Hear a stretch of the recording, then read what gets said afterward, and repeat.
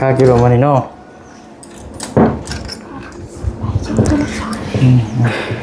เอาลงมาลดเอาโฮมไปหน่อยอันนี้ป้าถุงผู้นักได้ฮะเด้อไปขึ้นเทิงหมดละตอนขึ้นยกเสาเพื่อนกระสอบหนึ่งอันนี้กระสอบหนึ่งตั้งขึ้นรถเอาตั้งขึ้นเลยหาแนวมาอันนี้ปิดไว้โว้ยมาวางแห้งแท้อันนั้นเดี๋ยวมัน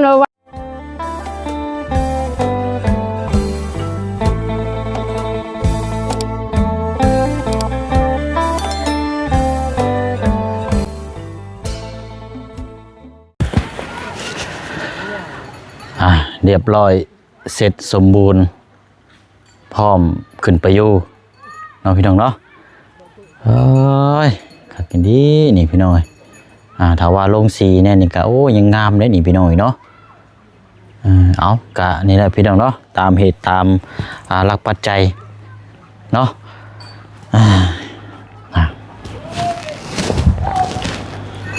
กับทักทายสบายดีและสวัสดีพ่อแม่พี่น้องเบิร์ดสุขสุคนนะพี่น้องเด้อเนาะมาผมมาเจอกันอีกคือเก่าคือเดิมกับบ่เชียงพี่น้องเนาะตอนนี้ก็จะเข้าเวลาบ่ายโมงเนาะหากมาแต่เซโปนเนาะไปซื้อเครื่องของก็หลายสิ่งหลายอย่างอยู่เนาะพี่น้องเนาะเพื่อกาเกียมมื้ออื่นนี่แหละพี่น้องเนาะจะได้ขึ้นบ้านขึ้นศาลบ้านของทางน้องลาลาเนาะที่ทางผู้ใหญ่ใจบุญเนาะหรือว่าทางพ่อคำดีอยู่ทางต่างประเทศในสดซอยกับแมนเบิร์นนี่แหละพี่น้องเนาะซึ่งมื้อนี้ก็จะมามอบอาหารการกินนะอยู่ก็เป็นผ้าห่มผ้าแพรเนาะแล้วก็จะพูดคุยนำทางน้องเน็ตน้ำแน่เนาะพี่น้องทางน้องรามเพราะว่าเขาได้ตั้งแต่เริ่มต้นมานี่ใส่ไฟเฮือนทางน้องเพิ่นนะพี่น้องเนาะปกติเดือนต่อเดือนนี่ใส่เสียเดือนเท่าไรแล้วเขาจึงเสียเบิ่งอะไรกับเช่นการชี้จ่ายค่าไฟให้เลยเนาะพี่น้องเนาะแล้วก็เดี๋ยวถามเบิ่งอีกก็เนาะทางพี่หลวงจักหู้บ่หู้ได้นี่พี่น้องวันมือดีมืองามมือมือขึ้นเฮือนซ่านกันเพราะว่าถามหลังไม้กินนี่กับบ่หู้ยังเลยโอ้ยพี่น้องเนาะเอาเดี๋ยวมิแต่ว่าเดี๋ยวพูดคุยชี้แจงน้ำกันแล้วก็แชร์ทางน้องเน็ตเนาะให้คำแนะนำบอกทางเราอีกทีหนึ่งพี่น้องเนาะเพราะว่ามือนี่เป็นมือวันที่25หลังจากขึ้นเฮือนซ่านแล้วก็ช่วงประมาณเที่ยงแล้วช่วงบ่ายเที่ยงก็สิเดินทางมือบ้านก่อนเนาะเพราะว่านั่นก็สิมือเฮ็ดเวียกทางนั้นก็จองรถจองล่างไว้เลยพี่น้องเนาะเพราะว่าจะได้แก้เคยแก้ไพ่ยังเป็นเรื่องเพราะว่างานแต่งดองคือกันอยู่พุ่นกันเนาะเอาอะไรพี่น้องเนาะเดี๋ยวพูดคุยน้ำกันตอนนี้ก็โอ้ยแดดร้อนแห้งแสบบีเลยบัดอยู่บ้านเท่ากับทางบ้านบ่เชียงนี่ฝนตกเลยพี่น้องตั้งแต่เมื่อคืนนี่ตอนนี้ก็จักยุดหรือบ่ได้มึงเนาะตรงแห้งครับนี่แหละพี่น้องเนาะหน้าบ้านเทินซาลาดแป้นก็เดี๋ยวสิให้ทางเรามาปัดกวดปัดเป่าอีกจังน้อยแน่เพราะมันอย่างโคเครือแน่เนาะมีใบไม้ใบตอกแม่นบ่เอ้ยถามกินนี่คือบ่ฮู้ยังซะเนาะเอาเนาะสบายดีทั้งสบายดีน้องเน็ตเนาะแล้วก็ทั้งไอ้หลวงใช้น้องลาล่าได้ไปใช้ไปใช้ก็ไปซักเครื่องไปซักเครื่องมันเป็นยังซะเนาะเดี๋ยวจะให้ทางน้องเน็ตแล้วก็อธิบายบอกเล่าก็ได้คือกันนั่นแหละพี่น้องเอาล่ะไม่ก่อนเป็นอะไรขึ้นหน้าหย่องแท้ห่อนบ่ไว้ได้กับมันไปเงียวๆคือหน้าหย่อแท้นะห่อนบ่แดดจังใดแดดเผาบ่อะไรสัตว์นี่เนาะว่าจะจำเป็นเนี่ยก็จะให้น้องละล่าและมานำเนาะเราซักเครื่องอยู่ใช่น่ะชื่อแบบเพื่อนอะไรอยู่ห้วยนี่บ่จะไปน้ำไปเลยไปน้ำลูกจะมาไปเต้เหม็นบ่เมโรเนี่ยเมโรบอลไหนเด้เอา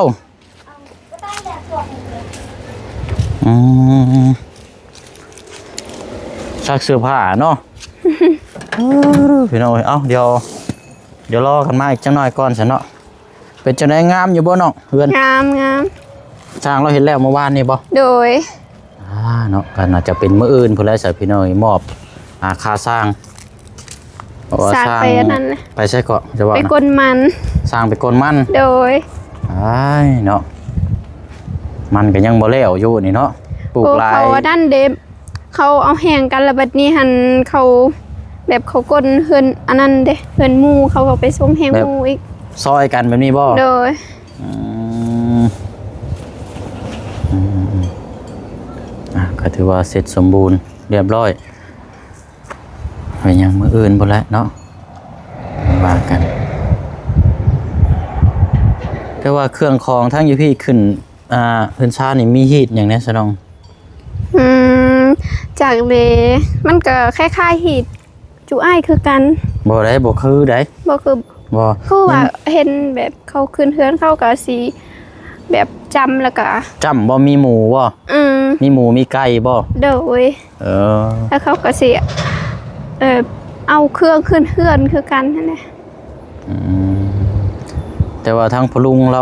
ลุงเราเว้ากับอ้ายมื้อนั้นเราว่าเราเป็นพวกจำพวกไก่พวกหมูแต่ว่าพวกนี้พวกไก่พวกหมูนี่อ้ายบ่วันนี้เด้อให้ทางครอบครัวเราเฮ็ดเอาเองเดี๋ยวแนะนำบอกเรานำเลยถ้าว่าบ่เฮ็ดก็บ่เป็นหยังจะเรียบง่ายก็ดีคือกันนะ จำแต่ไก่ตัวนึงก็พอ จำแต่ไก่ตัวหนึงแบบนั้นก็ดีคือกันเนาะ โดย เรื่องขึ้นเฮือนซ่านก็แต่พี่น้องเนี่ยทำมาเด็กน้อยๆเนาะตามพอแล้วพอทั่ว โดยไงพากันขึ้นไปรับไปนอนบ้านนี่ดูแลเอาแต่ว่าขออย่างเดียวแล้วอย่าไปจู้ไผอยู่เทิงใด โอ้ไม่ยังมีอยู่นี่ให้เขาเจ้าเฮ็ดห้องครัวทั้งล่างซาบัดนี่ โดยสิเฮ็ดมุมนั่นหรือว่าสิเฮ็ดข้างหลังบ้านก็จังว่ากันเท่านั้นน่ะอันนึงเทิงเป็นหม่องรับหม่องพักพิงหม่องที่ส้นอาศัย โดย ของเฮาซาเนาะเอามื้อนี้บ่ได้ไปใส่บ่ซะเจ้าช่วงเช้า บ่ เรียบร้อยแล้วบ่ นี่เรียบร้อยแล้วเหลือแต่สิจุดให้มือหืนนี่แหละ มื้อนี้อันว่าไผจะคือมาหลายคนแต่ใส่อยู่เพิ่น เขามาลิดนำอีพอ มีเวียกคุยบ่ จักเขาแบบเขามายามซื่อ มาเยี่ยมมายามใช่ ๆ บ่ โดย โอ้บัดนี้ก็เดี๋ยวถามทางเรื่องตัวนี้เลยบัดนี้ปกติไฟฟ้านี่อยู่เฮือนเจ้านี่ใช้นี่เดือนเท่าไหร่เต็มที่สุดเลยหั่นนะ เต็มที่สุดบ่ แม่น ประมาณ40หรือว่า50นี่ 40 50 โดย 40 50พันนี่บ่ โดย โอ้เดือนต่อเดือนน่ะได้ โดย เอ้าอยู่เฮือนมีอย่างนี้น่ะเนาะคือถูกแท้ หรือว่าถูกได้ มีแต่ไฟแหละใช้แต่ไฟ กับหยังก็ตู้เย็นบ่ ตู้เย็นแต่ว่าก็มันมือกับปลดออกค่ะนะ เอ้าตู้เย็นก็ปลดออก โอ้ว้ามันก็บ่เย็นแล้วเห็นเนาะบ่ได้เสียบถาวรบ่ โดย เอออันนี้เต็มที่เนาะ4 5 60ประมาณนั้น เด้อแต่ว่าเดือนนี้สิหนักแน่ก็นี่แหละเนาะทั้งเบิดเฮือนนี่แล้วเบิดดังเลยพี่น้องเอ้ยแต่ว่าเฮาตั้งแต่เริ่มสร้างนี่ยังบ่ทันได้ฮอดเดือนหรอกเนาะเฮือนหลังนี้ โดย ยังบ่ทันได้ฮอดดังหรอก ได้บอกประมาณ20มื้อ ประมาณ20แต่ว่าสร้างเพิ่นหยุดหลายมื้อเลย มี โจหันโจนี่เยอะมันทำให้เฮาลดตอนที่แรกก็ว่าไล่อยู่ได้เอามาติดตามมื้อนี้1 2 3สร้างหยุดลืมเลยบาด บ่ได้ไล่เลยจักเป็นเท่าไหร่ยังบ่ฮู้อันนี้เนาะโอ้ยเอาเดี๋ยวรออันนั้นก่อนทางน้องดารามาก่อนพี่น้อยเดี๋ยวจังเอาเครื่องของลงบันเทิงซานเอามาแล้วบัดเนาะไปซักเสื้ออยู่ไสก็แล้วแหละยังอยู่โอ้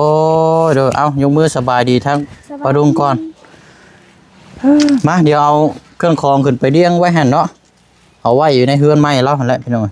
แล้วก็จังสินั่งพูดคุยนำกันอธิบายแล้วก็จังมื้ออื่นจังเตรียมความรอรุ่นชมนำกันไป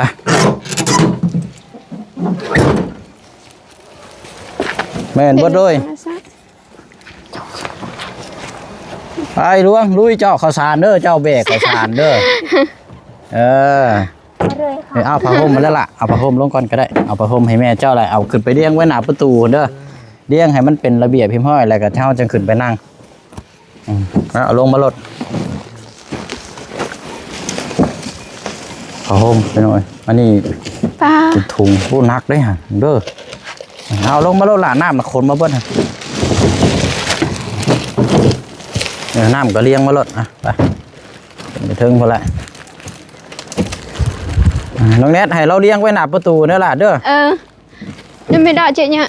đăng kia là chứเลี้ยงไว้หั่นล่ะเลี้ยงงามๆจังหน่อย này này ไปล่ะดึงออกมาเลยมาเลี้ยงไว้แล้วเดี๋ยวเขาเจ้าโจมเอาง่าย và cứ cho เลี้ยงตั้งกันเอามันโจมง่ายน้ำนี่ประมาณเอามา10แพ็คไปหน่อยเนาะเพราะว่าบ่ได้มีคนหลายพอปานใดหรอกเอาเฮ็ดแล้วตามที่ตามคลองแล้วก็แม่นขึ้นไปอยู่แล้ว ha đăng ใช่บนแล้วบ่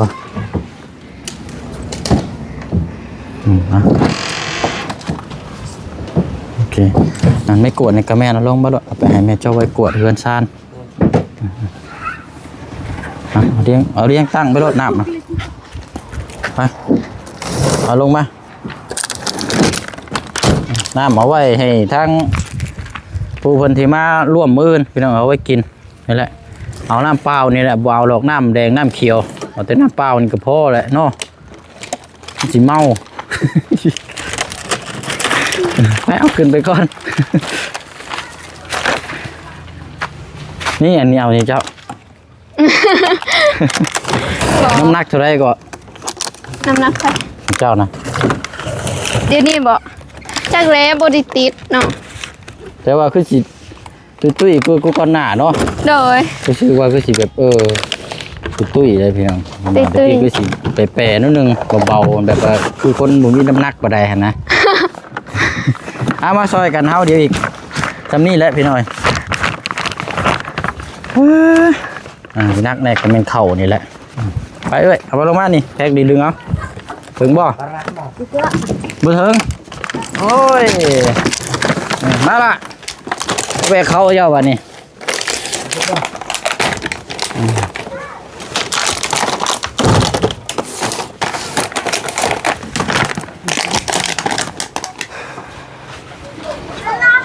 อันนี้ลูกชายคนที่สองอันนี้เป็นคนที่สามนี่แม่น้องหน้า rút ớt น้องหน้าบ่อยู่มาแม่มาเอาเข้าไหมพ่อเอาขึ้นแล้วดึงเลยแบกได้บ่กันบ่ได้กันโจมเอา bắt ấy sụp bây giờ này ลงมาก่อนลงมาพี่แล้วมาดึงเอา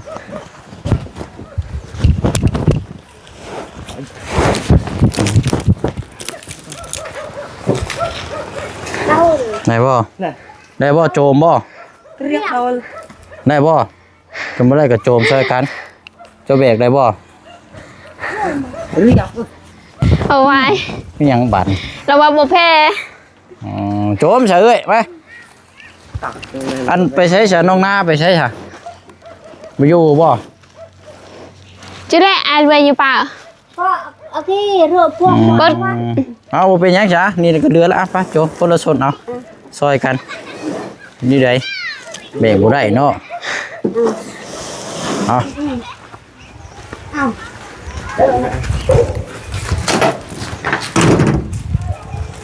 ไปขึ้นเทิงบ่ละตอนขึ้นยกเสาเฮือนกระสอบนึงอันนี้กระสอบนึงใครอยู่ทางขึ้นมานั่นเนาะ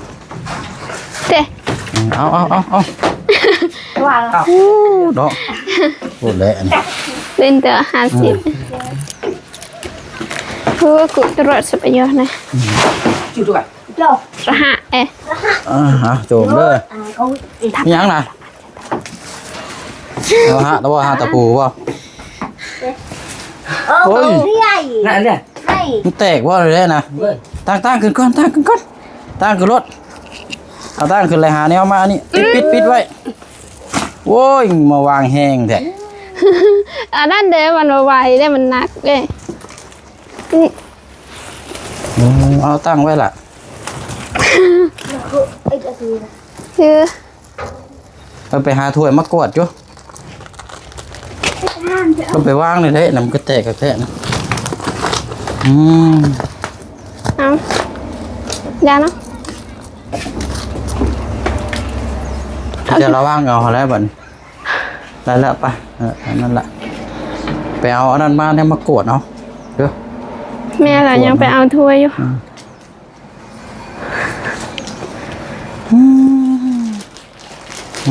อันนี้ก็เป็นเครื่องคองเป็นเครื่องขึ้นซ่าน กวดแล้วบ่เฮือนปัดกวดแล้วข้างในเปิดเบิ่งอยู่ฮะใช่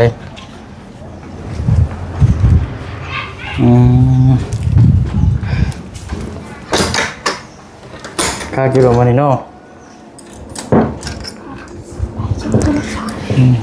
เปิดประตูไว้หอนแท้เนี่ยในเฮือนใหม่เนี่ยนอนแต่เว้นเนี่ยบ่ได้ได้เด้อขยันกูเก่าได้บัดนี้ อายุหากินได้บัดนี่สร้างให้ขยันกูเก่าได้บัดนี้เด้อในเฮือนใหม่แบบยังพากันนอนแต่เว้นบ่เฮ็ดบ่สร้างนั่นโว้ยเรียบร้อยเลยแล้ว เนื้อเย็ดฮะเก็ดมันยังกระทั่งเสือ เข้ามาในพี่ก็คือว่าเย็นอยู่เนาะ เย็น โอ้คักกะทีนี่เปิดไว้หน้าต่างลมมันพัดเข้ามา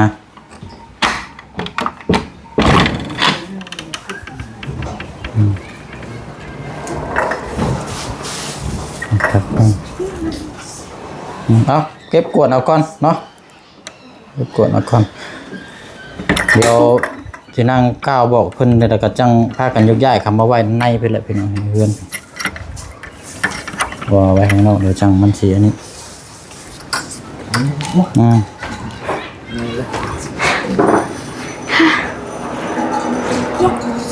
วางแหงกดกินอ๋อเอ็นแล้วที่เรือก็กดลงป้องเอาแล้วก็จังเป็ดไก่กามากินเนาะมันก็เก็บไว้ก่อนแล้วฮะเอานี่ไม่กดเนี่ยกดด้วยเอานั่นไปเก็บไว้ยังคือนักกัดคมกดออกมากดไปลงเถอะกดกวดออก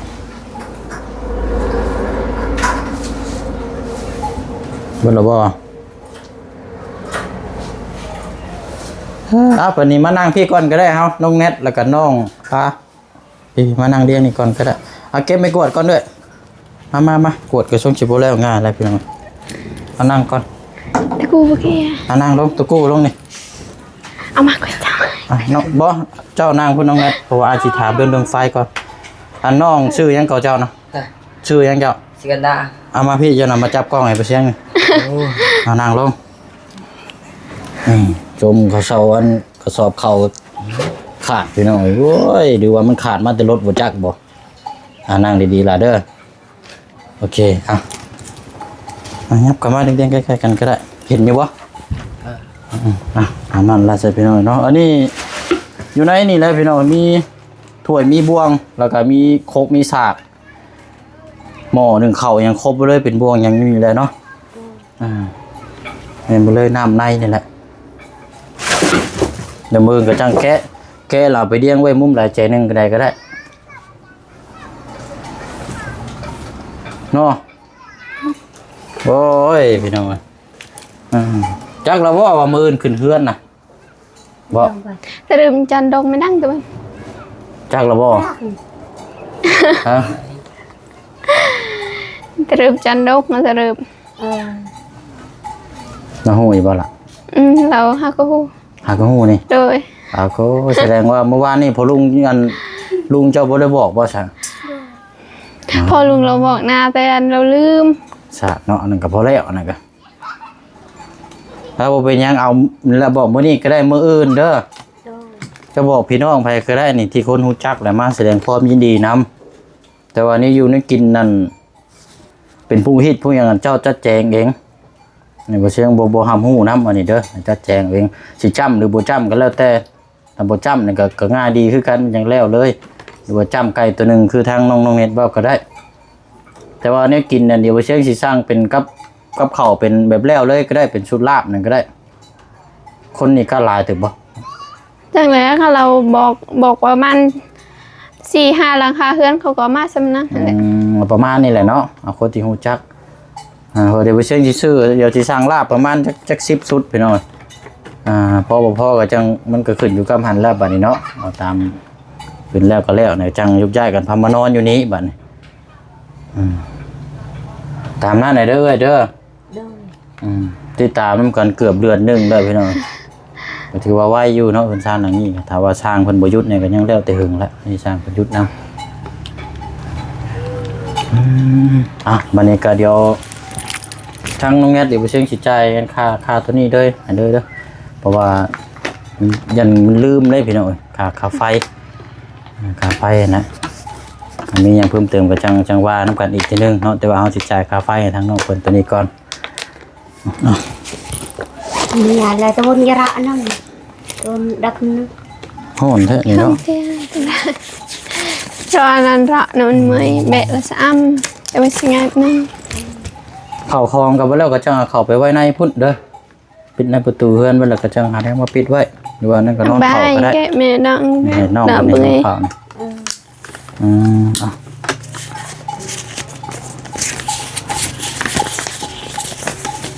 สองสามสี่ห้าหกอ่ะอันนี้ค่าไฟพี่น้อยเนาะที่เกือบเบิดลังนี่ละเห็นมอบไปทางน้องแนทแล้วก็จังไปบอกแม่เจ้าเดิมเด้อ rồi อันนั้นโนล่านมมือแล้วก็ให้ทางเอื้อยเจ้าอ่ะ dọc mà làm dọc dọc mà dọc à นมมือแล้วกับเอาให้เอื้อยเจ้านี่แงะนี่ dọc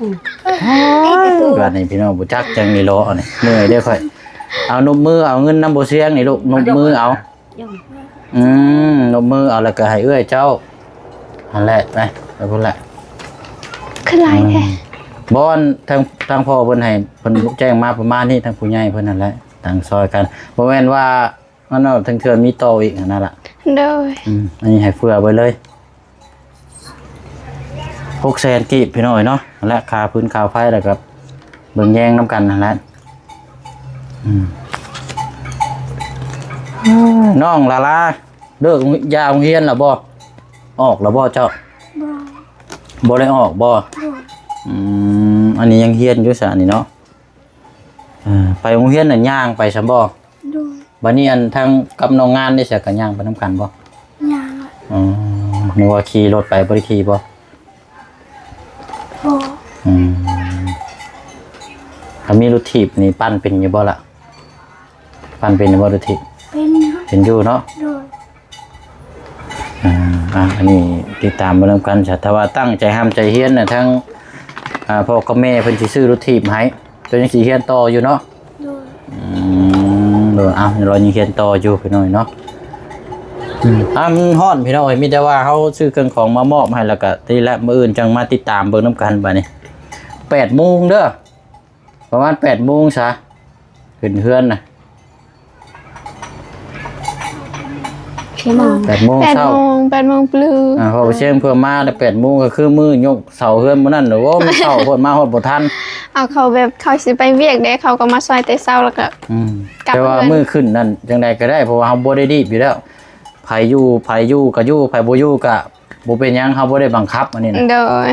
rồi kinh coi nhẹ แต่ว่าขอให้ขึ้นนะทั้งประตูทั้งประลุงนะจัดแจงเบิ่ง được mà ประมาณ8 โมงหรือว่า7 โมงน้อยๆ8 โมงเผื่อเสียงก็ออกมาแน่นั่นแหละพี่น้องทางทีมงานก็แจ้งบอกแล้วพี่น้องไผมาก็มาไผบ่มาก็ตามศรัทธาเนาะทางนี้ก็พอเสียงก็แจ้งบอกเลยไผว่างก็มาไผบ่มาก็บ่เป็นหยังเบิ่งแย่งนํกันมีแต่ว่าอันน้องแนทเดี๋ยวฝากขอบมุกขอบใจทางอันพ่อลุงเนาะทางพ่อคำดีเด้อที่เฮือนชานนัดแพทย์นี่แหละพี่น้องพบในอยู่ในกินทางน้องลาล่านี่ก็ได้ทางแม่แล้วว่าบ่เป็นกัน ให้aiบอกเลย ฮะ ให้aiสอนดาราว่า แล้วพี่น้อยเนาะเอามีแต่ว่าเอานกมือก่อนก็ได้เนาะเอาว่าตามบ่เสียงเด้อเนาะขอบมุกขอบใจทางพ่อคำดี ขอบใจทั้งพ่อคำดี ที่ได้ซื้อเครื่องของมาขึ้นเฮือนชานลูก ที่ซื้อของมาให้ลูก ก็ให้อยู่ดีไม่แห้ง ก็ให้ดูนี่ ให้ร่ำให้รวย ขอให้ร่ำให้รวย สุขภาพร่างกาย ขอให้สุขภาพ พาละไม พาละไม้ พร้อมครอบครัวเด้อ พร้อมครอบครัวเด้อ โดยสาธุเนาะก็นั่นแหละพี่น้อยเอาแบบเรียบง่ายเนาะว่าทั้งน้องเพิ่นทั้งครอบครัวนี่ก็คือเขาเว้าอะไรพี่น้อง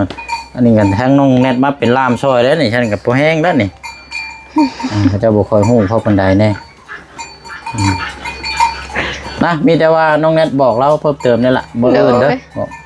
ประมาณ 8-9 โมงอ่ะละยังสิเข้ามาอันนี้ก็เอาเข้าไปไว้ในก่อนก็ได้ Cái rồi nhà tầng ruồi, nhà tầng rồi. Rồi. Ừ.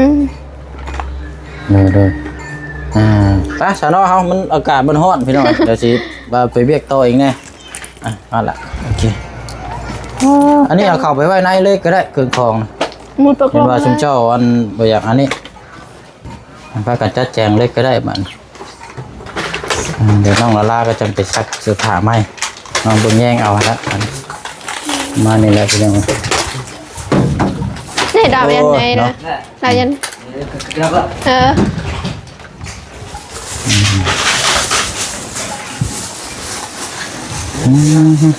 เอาละอยู่ดีไม่แห้งเนาะสบายดีทั้งน้องแนทพี่น้อยทั้งน้องลามกันสิว่ากันเนาะน้องข่าวสารเป็นแตกรุดออกเลยโคตรโคตรเดี๋ยวมาเบิ่งมุมท่าสุดพี่ก่อน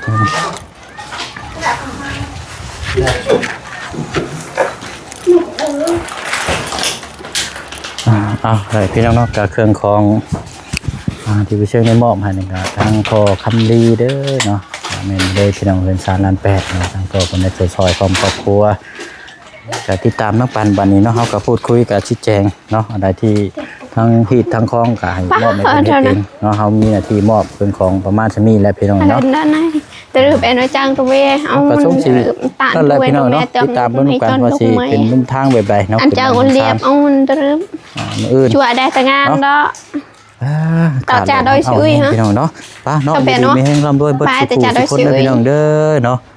อยู่ดีไม่แห้งเนาะพบเจอกันในคลิปหน้าพี่น้องเบิ่งติดตามรับชมบนน้ำกันนะพี่น้องเนาะสบายดี